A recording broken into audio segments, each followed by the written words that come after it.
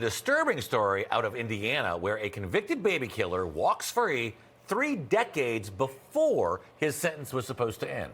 And to make matters worse, local prosecutors say they only found out because a stranger spotted the convict using a different name and a different gender. Newsmax crime correspondent Jason Matera has this disturbing story. If it weren't for the defendant, this baby would be alive.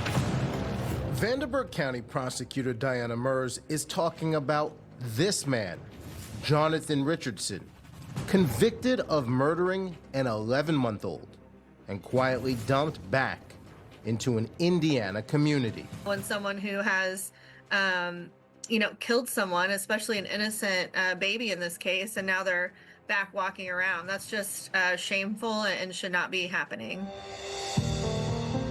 On September 12, 2001, Richardson was left alone with his infant stepdaughter. By the end of the day, she was dead. Some people came over and they started asking about the child. You know, you have a baby, where are they? Why can't we hear them? They couldn't hear her because, according to court records, the little girl had been strangled to death. He was ultimately convicted of murder and sentenced to 55 years. But 55 years didn't mean 55 years. Jonathan Richardson served less than half of that sentence. He was released in December of 2025. That's really concerning, and not only that, but we're not being notified of it, which is even worse. Diana Mers says it wasn't a prison official who told her that Richardson was out. A concerned citizen did, spotting him in public in March. He was applying for a job, actually, at one of the businesses here. They were able to recognize him from his face.